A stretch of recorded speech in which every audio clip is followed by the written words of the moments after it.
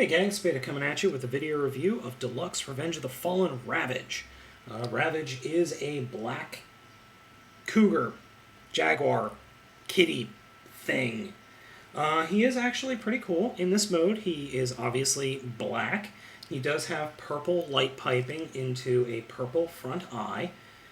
He's got highlights of almost all-spark color blue all over him, which is pretty cool. I find it odd that he's completely black except for like here on his leg and his rear leg and the tip of his tail or the spike thingy on his tail. It's a little odd, just a little odd. He does in this mode have giant freaking cannons like he did in the movie, which he did deploy. Unfortunately there's no, I guess you would call it like nanobot machine things that pour out of his mouth, but his mouth does have a gimmick. There is a little spike switch back here that you pull it and he push and pull, and he's got kind of a chomping action. So he slices, he dices, he does julienne fries. So when you push it forward, he's normal. Pull it back, his ears go back and his mouth opens. So, yeah.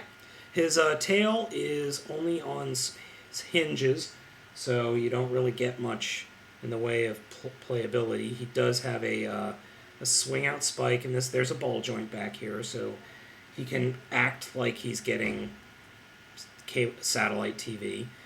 This is actually kind of disappointing. I really wish this was on a more universal ball joint or universal joint so you could have it, like, swishing.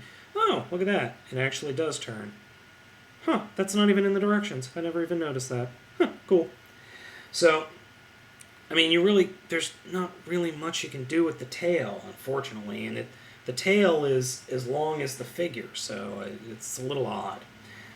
He's got plenty of articulation, though. I mean, his arms, 360, completely around, plenty of articulation there. His legs, plenty of articulation in the back legs. Not so much on... This is on a ball joint that's kind of limited, though. But, I mean, he's got plenty of articulation. One major problem, though, if the legs aren't snapped in to where they are in this mode, they have a tendency... The whole part has a tendency to just fall completely off the figure, which I'll show you in a second. Now, his official transformation is into re-entry mode, which I'll show you now. So first thing you do is just kind of grab the figure, collapse the hands in like this, and rotate them like that, put them forward, and then these holes right here will actually plug into the ears. Oh look, he's covering his face. Leave alone. We need a lolcat caption. So the next bit, and I actually like to do this first, is come under here, come onto the underside, and get your fingers in there and split the cat chest apart. Swing those pieces out, and then rotate them all the way out. It might move the front arms, but oh well. And that, you'll see why that's done in a second. Next, we'll unpeg the leg. See? Popped right off. The reason it popped right off is this little itty-bitty stub goes into this hole back here.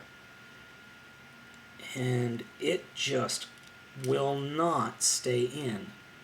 Doesn't matter, like, I could just put a little bit of pressure, like just a little bit of pressure, and it pops right out. Yep, did it again.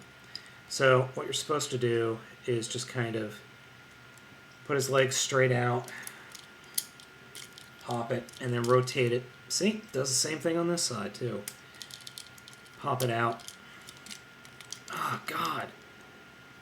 I don't know if anybody else is having trouble with that, but I have to physically hold the legs in place on the bottom here. So you get the legs just underneath like that, and then you take the tail, and you just kind of rotate it up like this. Put the wings out thusly, and then you do whatever you want with the guns, and Voila. Re-entry mode. I actually take a look at this and think Wave Rider from the Pretenders. I don't think this is a re-entry mode. This looks more like a sub-sea mode. Like, I don't know, you're going underwater. You've got guns, which thankfully don't pop out because they are pinned into place. I mean, actually, this looks pretty cool as like a little mini hovercraft ocean-going thing. That I have no problem believing.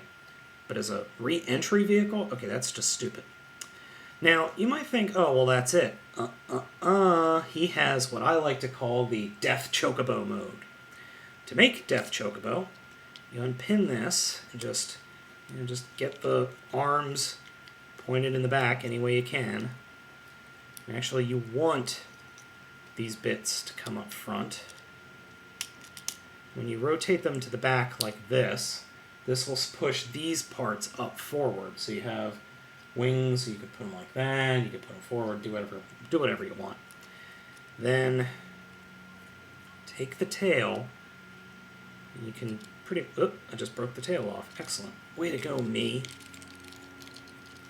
Just pop the tail right off. Fudge. So, do whatever you want with the tail, but with the robot legs, just kind of leave them where they are positioned, and then rotate them down.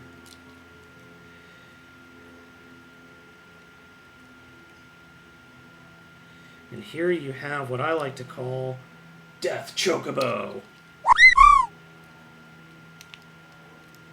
And I have seen where if you put the cannon straight up, you could fit a G.I. Joe figure right there. I don't have any G.I. Joe figures, but they fit right there. So we got a little bit of a Death Chocobo going. This is a great alternate mode, or like Death Ostrich, or Ravage Ostrich mode. I love this. I love taking deluxe figures like this, and kind of like Scorponok was in the original movie. You had that weird monster mode that I came up with, or I got from I can't remember where I got it from, the internet. But you have a little dark Chocobo mode, and this is by far the most awesome mode of this figure. Rawr. Wark? Wark? So, this figure is worth picking up just for this reason. I mean, Dark Chocobo. You can't go wrong with a Dark Chocobo.